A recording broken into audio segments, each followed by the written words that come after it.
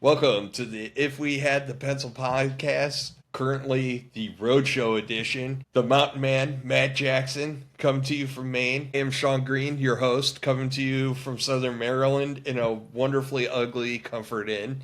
How the hell are you, Matt?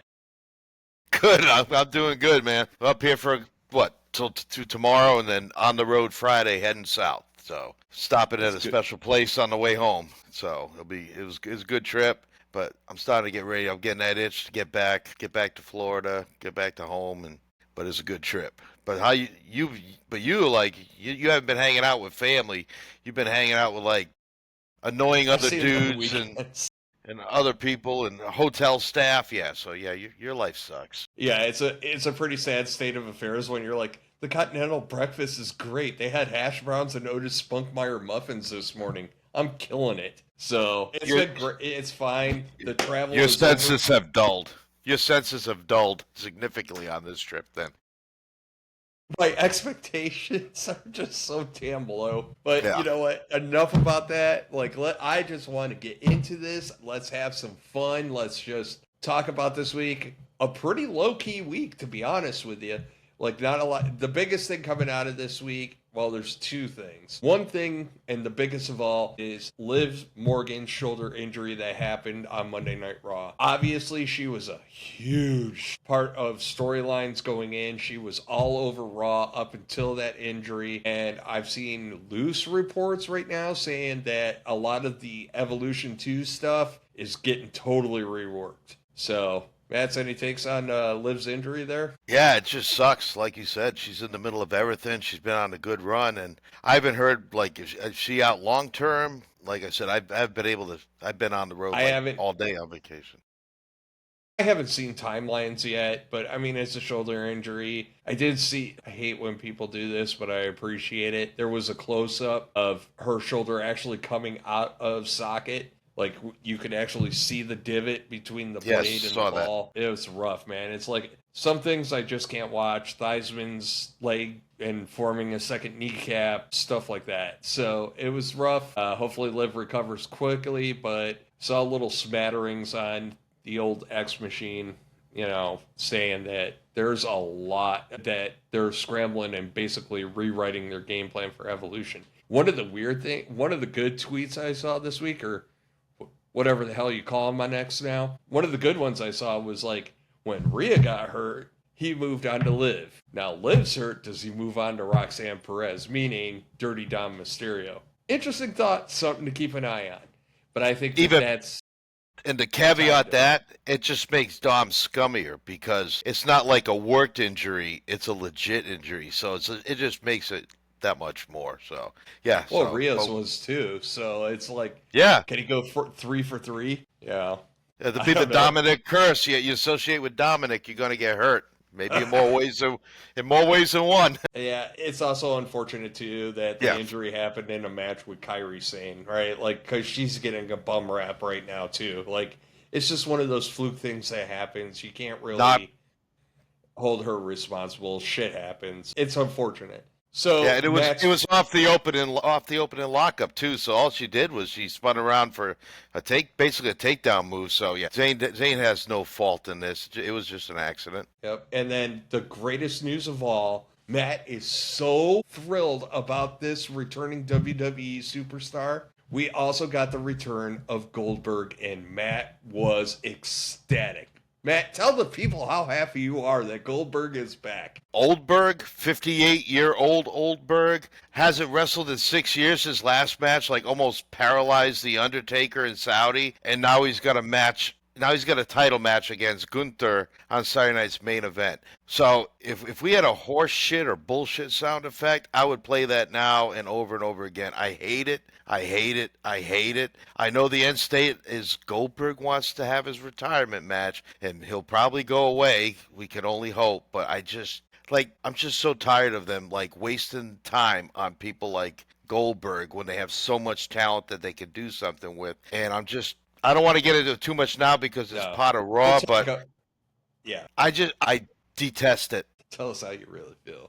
Now, like, I get it. We'll talk about it more with Raw. I think there's a little bit of nuance there that we need to be aware of. So while I mostly agree with you. I think that there's some things that we have to take into account, and there's actually some really smart booking when it comes to this, and we'll talk about it more when we get to Raw. So that being said, let's go into SmackDown, which wasn't as good as last week's SmackDown, but still kicked off hot. We had John Cena, we had Cody Rhodes. I smacked my mic. We had Randy Orton, and we had LA Knight. Boy, we got everybody. And then to cap it all off, after everybody basically says, I'm going to F John Cena up, we get Ron the Truth Killings freaking coming down, not once, but twice, and beating the crap out of John Cena. So there's a lot of good stuff going on in the cinema belt land, and cinema. Yeah. What do you think, Matt? Well, after all my notes, I wrote chaos is in store for the cinema belt. So I guess we can call that the story of the chaos for the cinema belt. I really thought it was good. The cocky scene a bit at the beginning was great. Like the way he just talks, he's just smart. He's like using his seniority for all this. And he brought up like, I use my seniority. So now he's an entitled John Cena. Like, look what all I did for 25 years, so I can do what I want. I'm entitled to this. I can.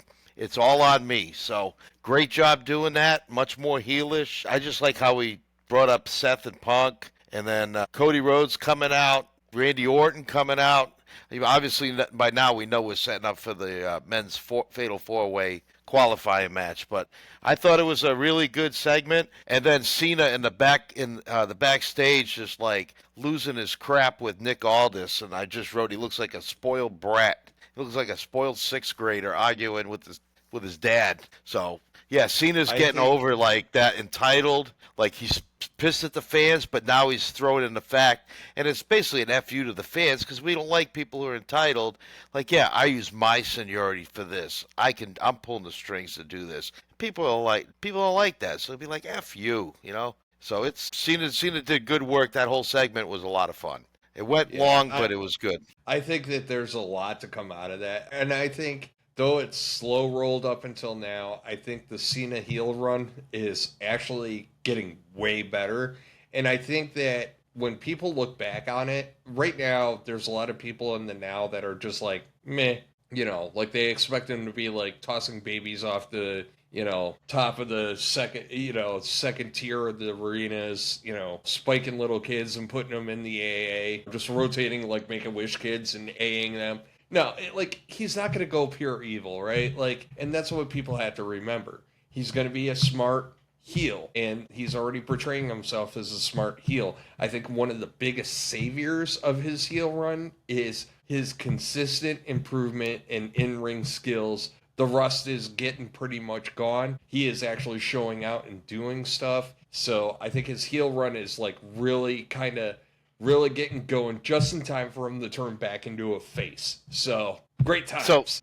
So Sean, with this, when Cena was a face for years, Cena sucks. They hated Cena. You can't wrestle. Now he turns heel, and he still has those people that are always going to chant that he sucks and he can't wrestle. But when he was good, we booed him. What the fans really need to do to make this feud even better, and you still get supporters, but the entire audience needs to cheer for everything John Cena does. Like when he's saying that cocky and title stuff, they should just be cheering him just to shove it in his face. Yeah, when you're a good guy, we boo you.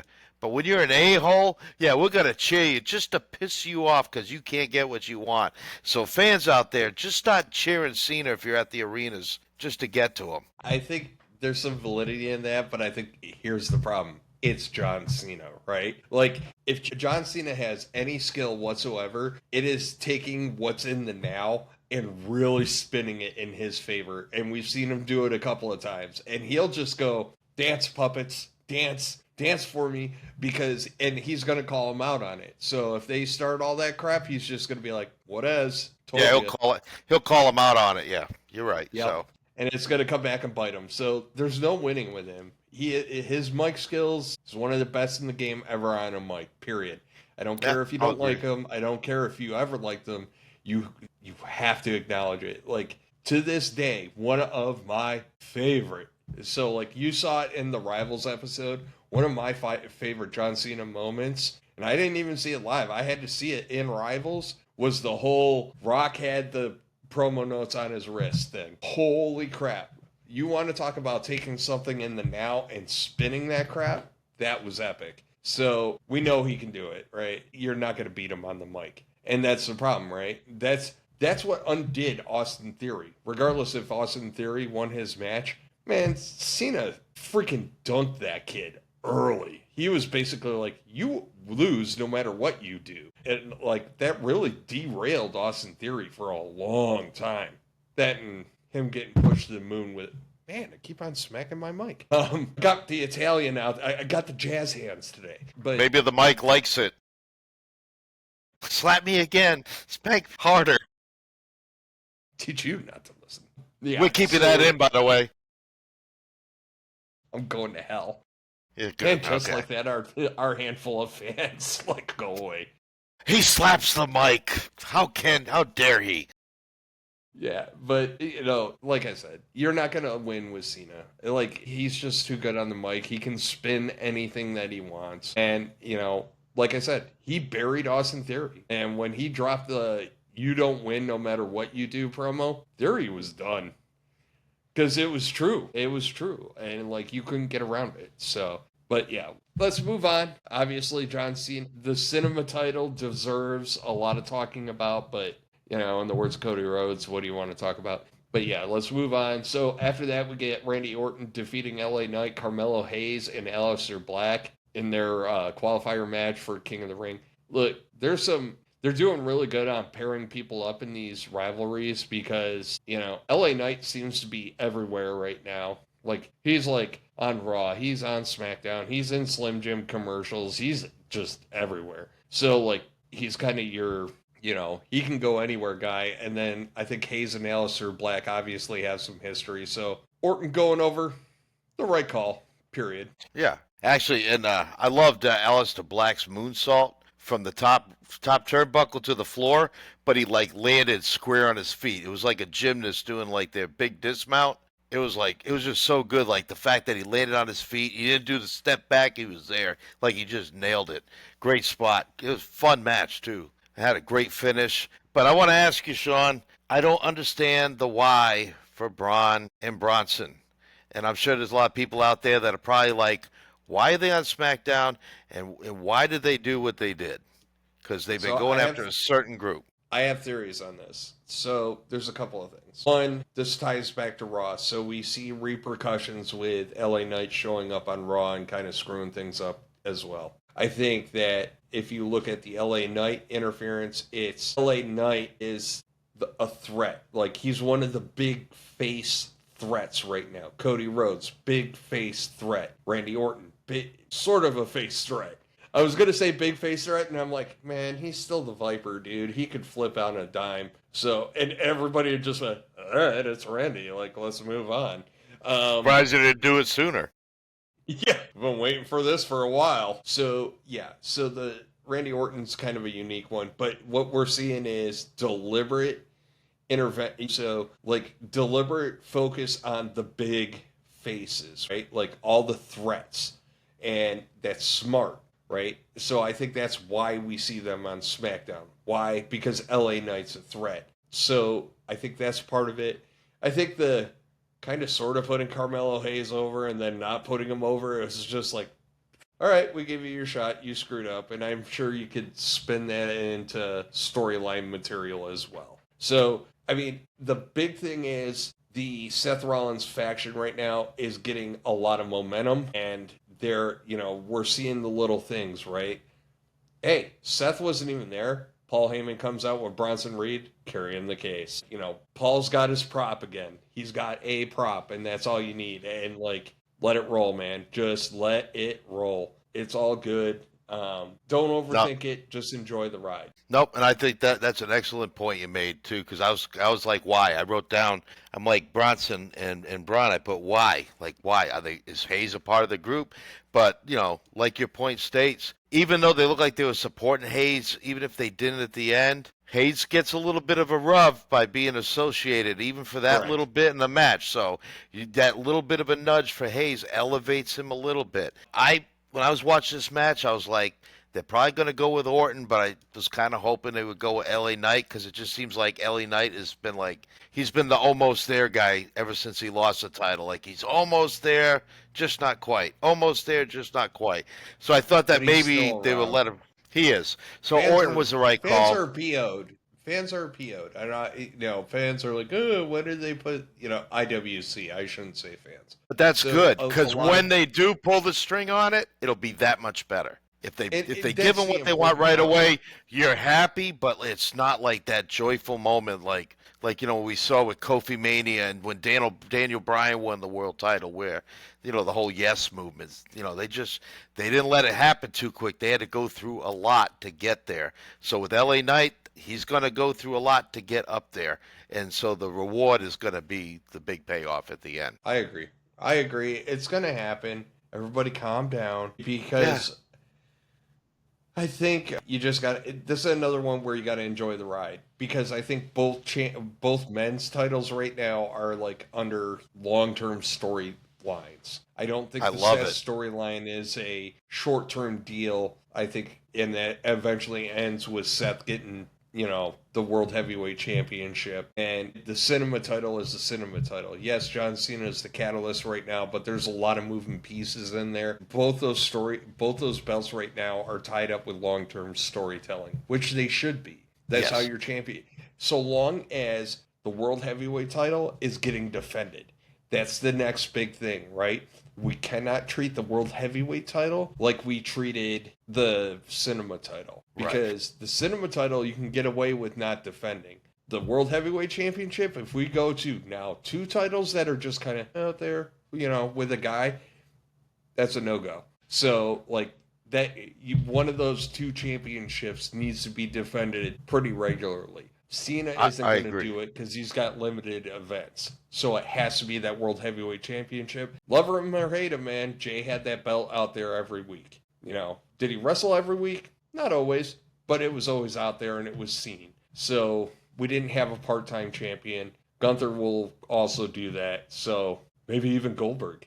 That was for you, Matt. No, but Anyways. I know. But real quick about the title, I'm noticing now, and they seem to ramp it up. It's not just both the heavyweight titles that are becoming like big storylines, like the belt is the storyline. Now they're doing a great job of working the other titles, the IC title, the US title. Kind of like because they got Fatu holding it. Now they got to build something to get people into that U.S. title. Right now, they're doing a good job with AJ and some other guys on Raw that are focusing on the IC title. So now it's not like they're focusing like it's Dom Mysterio. Beating Dom Mysterio just gets him the title. So they're talking about they want the title. It's not I want Dom Mysterio. I want the title. So you're elevating the title. So I've seen that like even with the women's second tier titles. So I think they're making a conscious effort to elevate all their titles. They feel bigger. All those titles Yes. feel bigger. And to your point about the U.S. title, even the U.S. title is bigger. Why? Because it's in the Bloodline Light. So it's like Budweiser, Right. You got regular Budweiser and Bud Light. Well, guess what? Now you got Bloodline and Bloodline Light, which is the Solo Sikoa version, which is fine. And it should probably be on a mid-card title, so, and you're going to get a lot of story out of that. Fatu is officially a face now, maybe.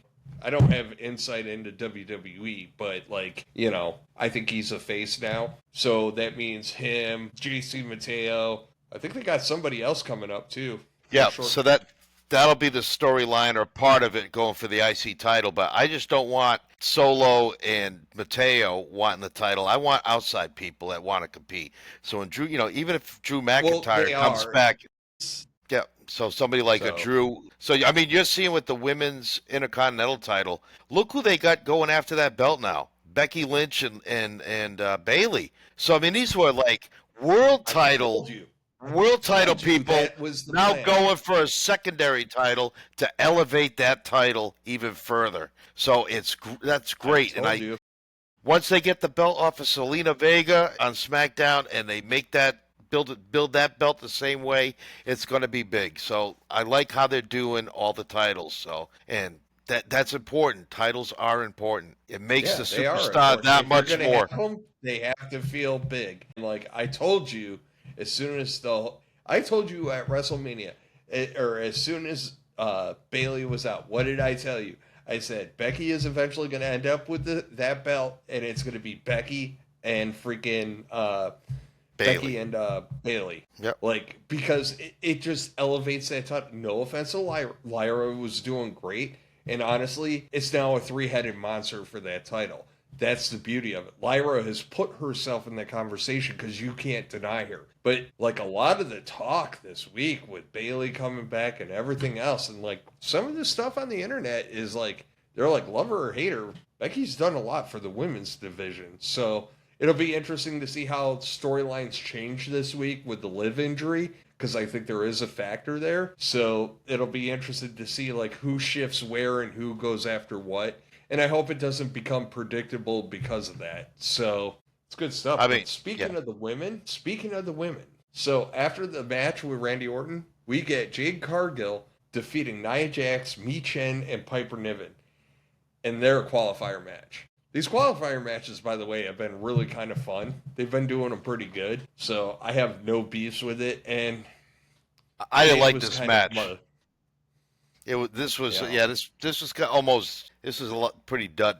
It was almost duddish. I didn't like the match at all. Jay going over, yeah, I'm fine with, but there was a lot of botches. I really don't want to get Yes. too hot on Nia Jax, but she had a really poor showing last Friday night. She was not good. That match was kind of the clunker of the night on that one, and really kind of knocked things down. But it is what it is. It's just like the other match. There's storylines inside the storyline, so stuff is getting furthered. I don't want to hammer it. I think Jade's getting a big push right now, probably leading into Evolution. So I think, the women's stuff, you got to remember, right? We're building people up to get them ready for that, because the women are going to carry their own PLE. So, like, you're going to get the Jade Cargills. You're going to get, Piper Niven's getting showcased, hopefully against somebody other than Michin, Selena Vega, and BFAB.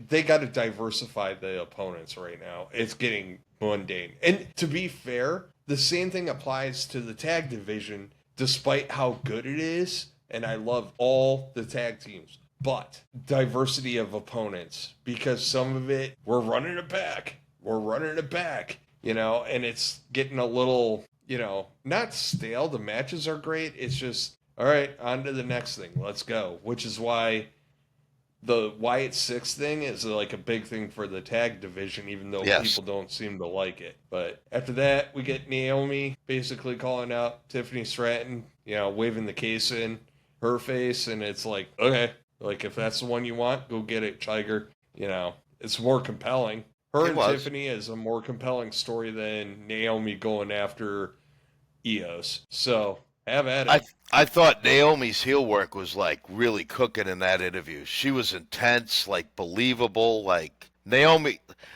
She's so good.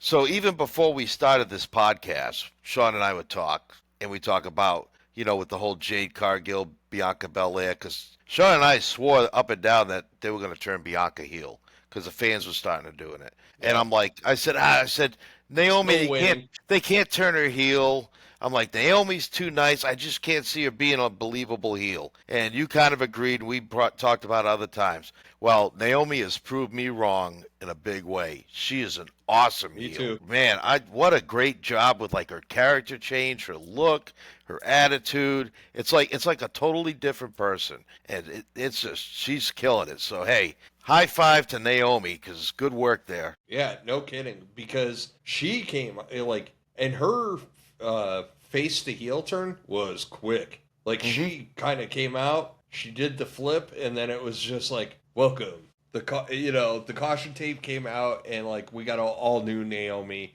Then we got new themes and everything. It just worked. She's done amazing, and just like that, as predicted. I was just texting you, like, It hey, was as predicted.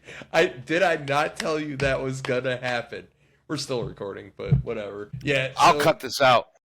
Yeah, I'll cut this Naomi out. did great, in her thing. So let's move on. So the Wyatt Six defeat Motor City Machine Guns. Look, I mentioned it just briefly earlier. There's a reason why Motor City Machine Guns is doing what they're doing. Or, sorry, I misspoke. The Wyatts are. And I think it's to change it up. It changed the entire dynamic in the tag division. You have the tag teams, like I said the other week, it was like, we're going to get him. We're going to get him. And DIY is just like, yeah, go get him, Tiger. Like, we'll be back here. And, like, it changed the entire dynamic. It was like hitting a can of Febreze on the tag division. It was just like, we're just going to freshen it up a little bit. And that's what it did. So the aura of the Wyatts is still so good, and they need to maintain that. And the reason I say that is I want any Wyatt match, depending on who's in it. I want Uncle Howdy in the rocker sitting in the aisle. I want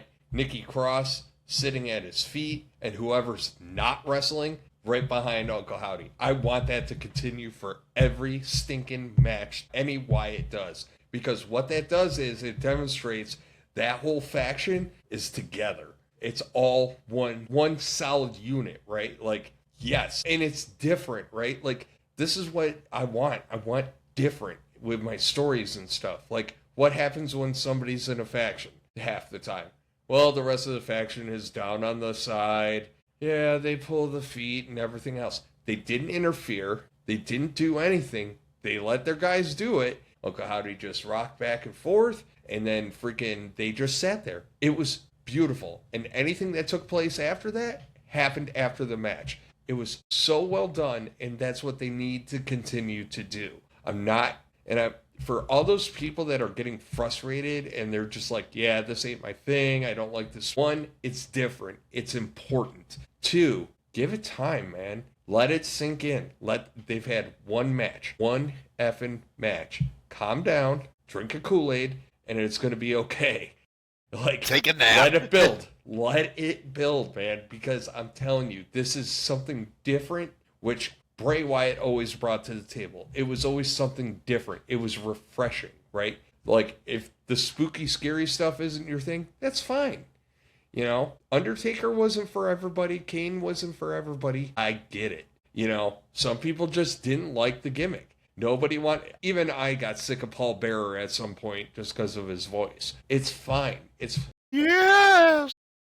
Let's cut promos. You know, but my point is that it's okay to not be like totally into it, but appreciate it for what it is, which is something a little different. Otherwise, wrestling's just become lather, rinse, repeat if you're not careful. You need those twists and turns and that different flavor, right? So that's all I got to say about the Wyatts right now. Give it time. I will say, Gacy is really, really good. So Loomis, though. Dexter Loomis is great.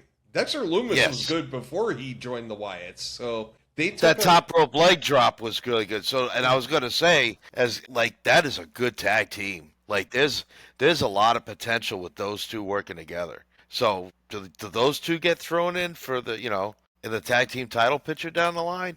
Because I liked what I saw. Title. The Wyatts don't need a title, though. And no, the Wyatts have to make a point or right or wrong. Yes. So that's their trophy when their mission is complete.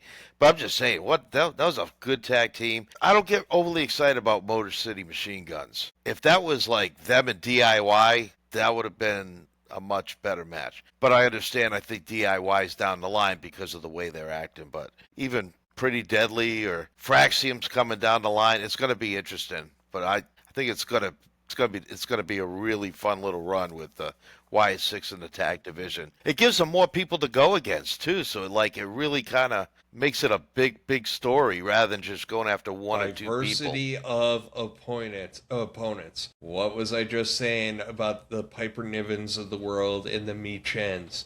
They need diversity of opponents. I think if for some reason there is a split between Chelsea Green and the Hervis, I want Nikki Cross to start dismantling them. I want that sown descent, unless it might be a thing. They might be bringing the Wyatts back as heels, even though everybody loves them. So I don't know. Again, this is the problem, right? It's too early to make a call. So people have to understand that you have to let them make a call. Relax. Right. It's like Yeah, it's like your team losing in week 1 of the NFL season. And you got to say, "Oh, It's over. they're It's gonna go over. 3-14. It's over." Yeah, come on. I'm Like on to the come on. draft. The sit. I'm on to the Yeah, draft. I'm not winning the Super Bowl this year. No, it's a long season. It's a season that really doesn't end, but it has stopping points. So it's a long season. So, quit having it at like American fast food. You want it quick, fast, and hot. Like let's enjoy it. Like let's have a 5-course meal and a good storyline. Yeah. Yeah. It's just the woosah. Woosah, mofos. Woosah. It's all Yeah, good. it's All right, so entertaining. then we get another 4-way match. We get Alexa Bliss defeating Charlotte Flair, Alba Fire, and Candice LeRae. The tiny feet Candice LeRae. After we talk about that though, they had another Cena segment which I thought was really cool. The The one with temper him. tantrum. Yes, with CM Punk. Yeah, so I know that was in line, but I had that in my notes. Like I'm like Cena again. Like I'm like awesome. Like it might have been his last time in that town, but he was there more than once that night, and I thought that was cool. Like we weren't done with him in the first 15 minutes of the show. We got him again. Doesn't like what he says. Doesn't like calling our killings our truth. No, he. Sorry, my notes might be wrong. He doesn't like calling Ron Killings our truth. If you notice that in his promo, he kept referring to him as Ron Killings. He would not refer to him as our truth. And then Punk comes out. I love Punk just talking about how silly Cena is. So you're silly. You're an idiot. Talks him down. Cena's line in Punk's that line of promo, the "I can't see you, well I can see through you" line was epic. he had another one too. Because I was watching with my dad, who doesn't like wrestling. He actually cracked up when Punk looks at Cena and tells him he's dressed like a toddler who struck out at T-ball. And That was a good one too. that was a great, great line. So sorry, I didn't mean to jump on the women's 4-way, but that was a good segment. Because I really liked it because it was to me it was unexpected. I didn't expect to see Cena twice. It was quality, right? Like, and Yeah, that's the big thing. Like, you, just as much as I gave like John Cena his flowers for being on the mic, Punk, it's really good, and Punk has stepped up his mic game lately to the point where there's been at least 2 to 3 promos lately where I'm just like he'll be cooking and I'm just like, keep going, man. And then you get the interruption, the distraction, the whatever. It's like, no, just let the man roll. I do find it interesting that Punk keeps on bringing up The Rock a lot, and Punk talks about The Rock, Cena talks about The Rock once in a great while. Cody Rhodes will, but those are the only people that really bring him up. So that's a kind of an interesting observation too. But like, yeah. So Punk, Cena, like, it's gonna be I a like fun what Punk's one. doing. I love what Punk's doing. But he does really good now? Because, like, Cena's trying to be this asshole heel and, like, crap on the fans and be a cancer in the locker room. CM Punk, that was CM Punk 12 years ago, or his He said last it. WWE. He said And I it. love that he talks about it. And he's basically telling John, he says, well, you're trying to be now. I was that guy. And like they put in the video packages, that's just like awesome things that they do, that they bring that up. And that CM Punk acknowledged to the fans, which we all know, that, yeah, I was an asshole. I was a locker room cancer. I was a jerk. I wasn't a company guy. And in a really bad way, wasn't a company guy. And able to talk about it and then use it in a story, that's just gold. And that's what I put there. I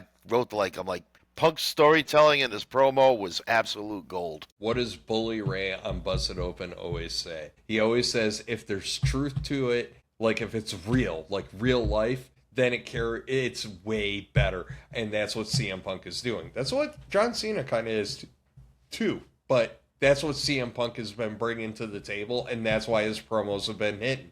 Because it's real, it's authentic, it's not scripted, it's just a thing, right? And that's important. Because, and like I said, I referenced Bully Ray because I have to give the man his props. He knows his crap, right? And he says it all the effing time on Busted Open. He's like, if it's a real thing, it comes across as authentic, which means what you're doing comes across as authentic. So, yeah, man, like what Punk's been because cutting it's genuine lately, emotions. yeah. Yeah.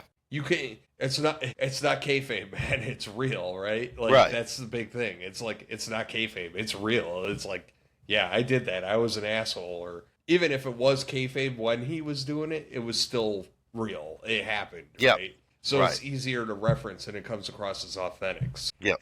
Yeah, Yeah, no, I really I good. loved it. And then like I said, that 4-way Bliss goes over. I'm real curious to see how far they go with Bliss. She's looked good, but She has. I She has. I'm curious to see where she goes. And then Yep. in the Flair takes it. Flair takes another L. Flair's another Um, one like so here's the deal. Flair is another one like Rhea Ripley, right? We talked about this about Rhea Ripley like a week or two ago. I don't need her to win a gimmick to go get over, right? Charlotte Flair should be doing it the hard way. Coming up, working her way. I'll set the mic down now. Working her way through the ranks. I told you, I got jazz hands like a mofo today. I still sound good. I still sound Yeah, good? you sound All good. right. Yeah, I just had a 7.3 on the Richter scale earthquake in my headphones, but I'm good. Playing with sound effects. I No, liked it. I liked it. Here comes the boom. Anyways, speaking of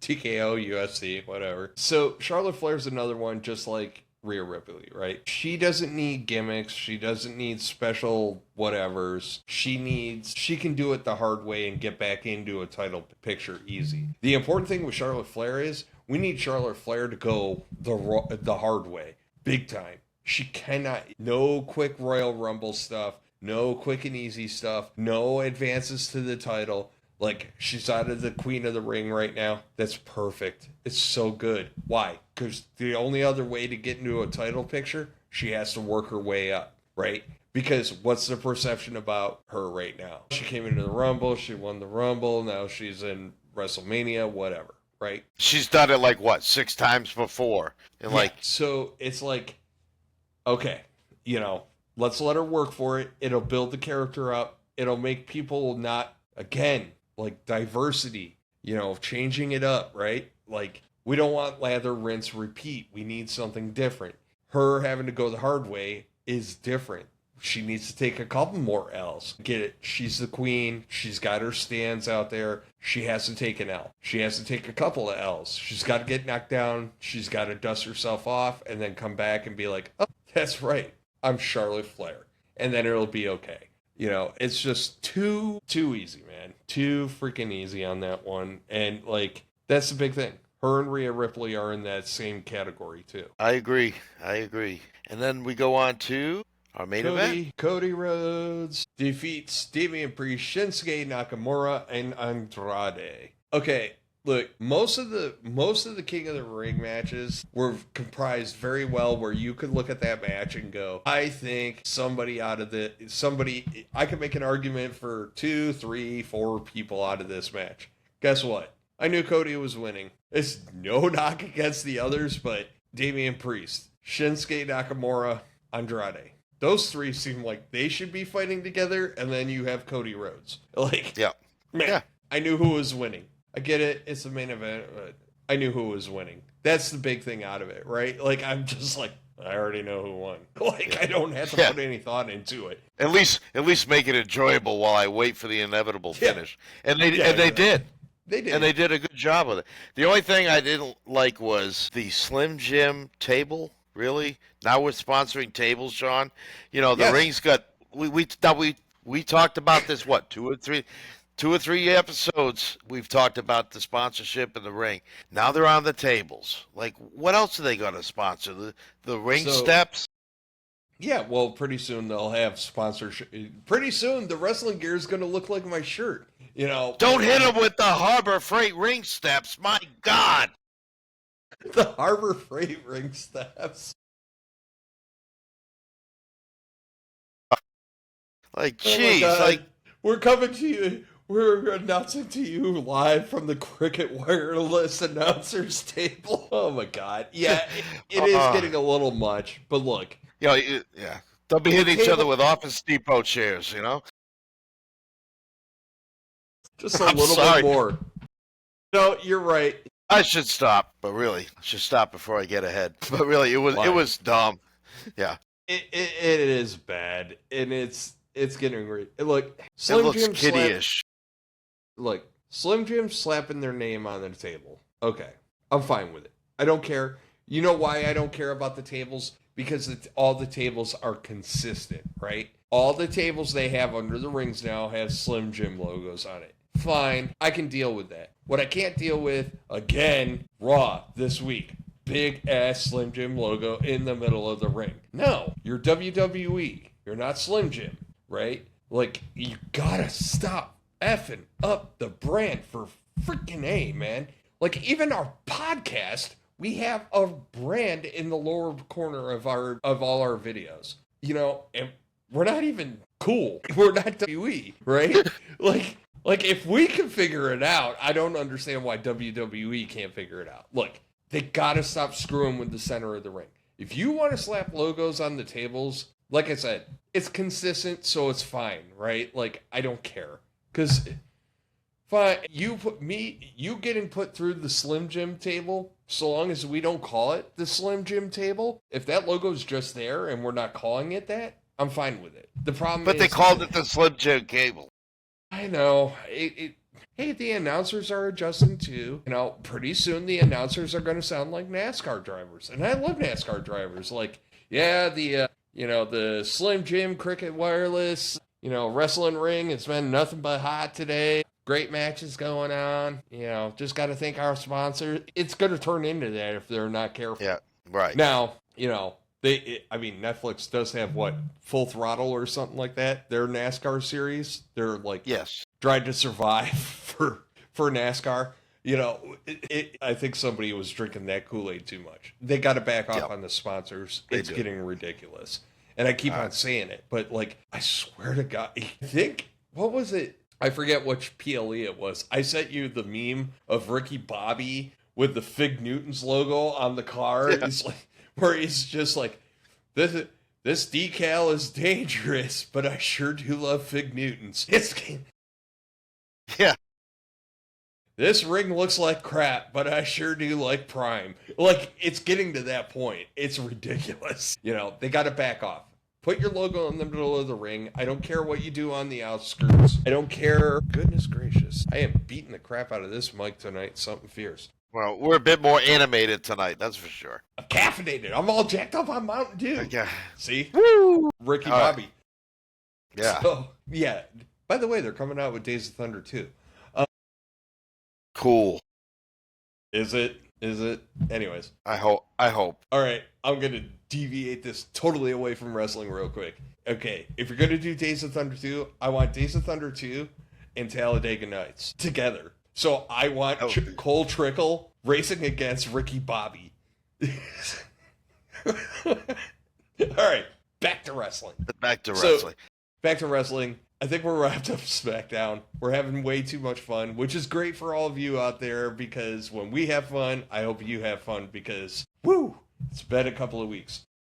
Yes. So, like I said, don't make it predictable. Guess what? Everybody shocked? Cody Rhodes won. So, there you go. All right, so we get on to Raw. So, they show a recap of Liv Morgan, beating up on Nikki Bella. Okay, cool. Glad to see her back. She ends up face-to-face with Io Sky.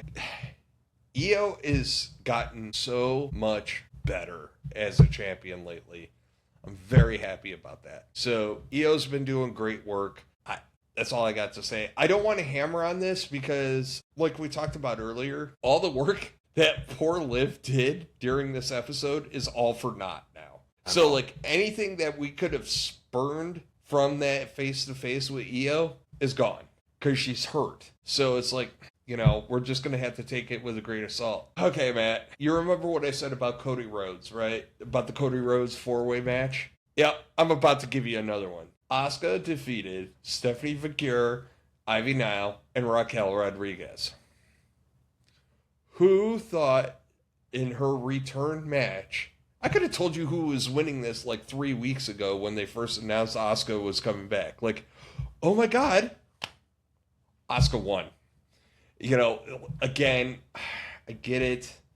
The good news on that one is you had a little Vakir, Raquel. People got their stuff in. It was a decent match. It's just, I had a hard time getting into it because I knew Asuka was winning.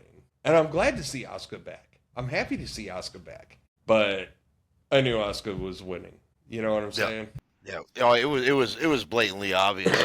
But and I'm sure there's going to be people complaining like, I thought they were pushing Stephanie Fakir. They're still pushing Stephanie Fakir. She had a great showing in that match. She doesn't have to win the Queen of the Ring tournament yet. She's not there yet, but she is not that level in that storyline. She hasn't been there long enough, so it doesn't hurt her. But great match, and great at the ending to see Rhea come out and open up a can. Yeah. Yeah, solid match. Yeah. No. And then the moment of the evening, Matt's favorite time. He was just so ecstatic when he saw it. You know, your new World Heavyweight Champion comes out to address winning his title back, to address everything. The music goes off. We get the fireworks. And Matt's favorite wrestler of all time, Goldberg, comes down to face the current World Heavyweight Champion, Gunther. Okay, we need to definitely dissect this, but first things first, shout out to WWE for making the callback and reminding us why the F Gunther even gives a rat's free behind, or why Goldberg gives a rat's free behind about Gunther, because when they said it, I was like, oh, yeah, that's right, that did happen. I had forgotten too. You know, so shout out to them. And everybody craps on long-term story, or talks crap. That's long-term booking, man. Long-term book. They set the seed, they watered it, and forgot about it. And then here we are months later, and they're just like, look, it's a flower. You know, so that's one. I'll let you continue your diatribe about your favorite wrestler, and then I'll give you some of my perspectives on this. Well, I am going to talk about my favorite wrestler. And first of all, when Gunther came out, he looked like a champion. Like he had that confidence in his look, the way he was dressed. Even my dad doesn't watch wrestling, said that guy's different. So Gunther is different. And last week, and I even just published it about Gunther missing the it factor, I think we got a little bit closer to him getting it with that promo. I liked the promo. I liked the fact that, he gave Jay his kudos, acknowledged what the past was, but like he's back, he's better.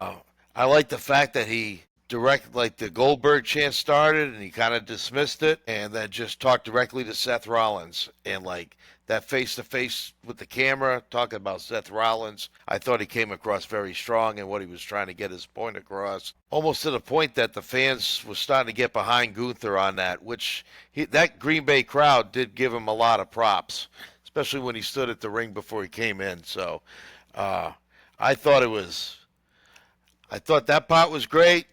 And then here out comes this old burping, snorting, sweating, farting 58-year-old guy who was gassed by the time he climbed into the ring. Like, I thought it would have been hilarious if Gunther reached in like side his jacket pocket, pulled out like a hanky, and like started dabbing Goldberg's head, because he did not look good. I mean, he was pouring sweat like by the time he was in there. Like he couldn't even say like "you're next," like how he used to scream it and all that.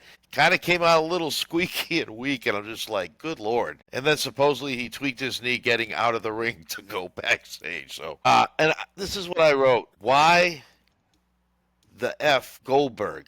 And then also, why are they using him against Gunther? I know about the family thing. I don't want them to devalue Gunther because of Goldberg. And It just makes me upset because 6 years ago, he came back for a match with The Undertaker, almost killed The Undertaker, like legit, and like almost paralyzed him. Is known to be a risk, but because he wants to have a retirement match and ended his way that, the sea should part for Goldberg.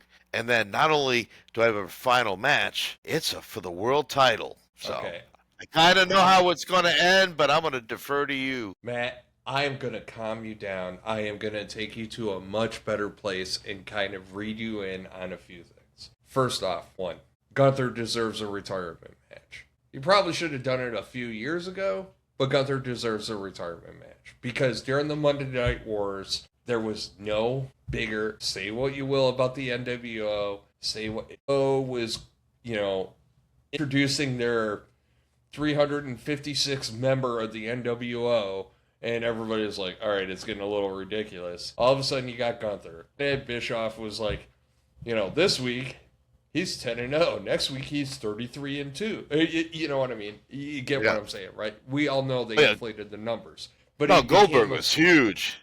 Yeah, he was a household name. Spectacle, and he, for the Monday Night Wars, is one of those key figures. He is just on the WCW side. He was just as important as Austin, The Rock, and everybody else. Sting. You know, on the WCW side, you had Sting, you had Goldberg, you had Hogan, you had Nash. You know what I mean? So, like, he deserves a match because at the pinnacle of what wrestling was, which you can't, when the Monday Night Wars were going on, wrestling was never hotter. It was in pop culture, it was everywhere, and you had two legitimate brands that were everywhere. And to deviate a little bit, I think that's one of the challenges AEW has and why it's become so tribal for AEW fans and WWE fans, right? Because we all saw when, you know, we're living in the renaissance of wrestling where WCW, WWE, ECW were all huge. And then, like, in the matter of months, or, you know, in a very short window of time, it all, you know, next thing you know, Shane is at, you know, Bash at the Beach or whatever the hell it was. And, like, everything derailed, right?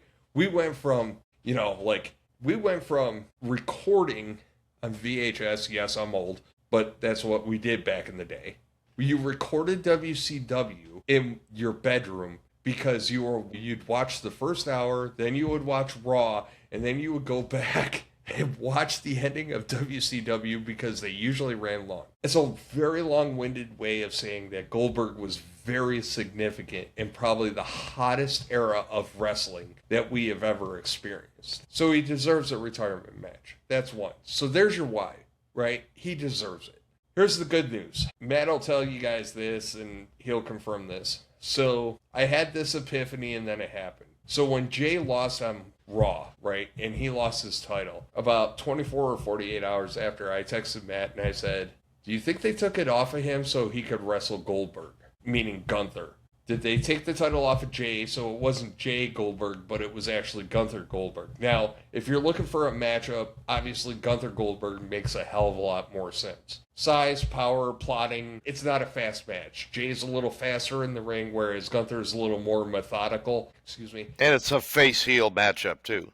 It's a natural face-heel. That's the other thing. Because, like, Goldberg's going to be the face. He's just, you know, it's the welcome back vibes, right? So that's the second thing, right? I do think that they put it. I think they put the strap on Gunther. I think there's more story there, but it gave me a good excuse to. All right, Goldberg's wrestling for the title. He's going up against Gunther. Fine, whatevs. Move on. That's the second piece of this, which is now we know why it's Gunther and Goldberg, right? Because who the hell else is he going to face that anybody care? Are you going to have him and Cena? Hell no. So I had to be the World Heavyweight Championship.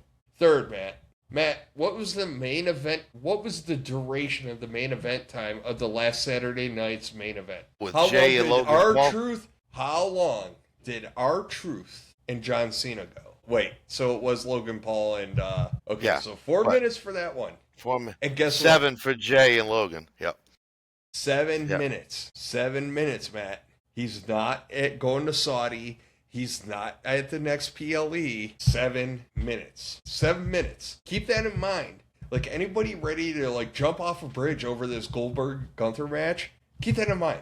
It's a Saturday night's main event. And listen, we have to get our 3 hours of commercials in for that because... And it's a 2-hour show. Yes, we have to get 3 hours of commercials in a 2-hour show. So therefore, you're going to get Goldberg's intro, 5 minutes of commercials, Gunther's walk to the ring, another 2 minutes of commercials, and then they'll wrestle, ding ding, and then the match is going to be an epic, like, lockup match where, you know, they're going to lock up, Goldberg will get a spear in, he'll get the jackhammer in, I don't know, whatever. The whole point is, it's going to be a short, quick match. It's a perfect scenario for Goldberg and a retirement match. WWE gets to check the block, he gets his retirement match, check. And it's nothing impactful that really screws anything up.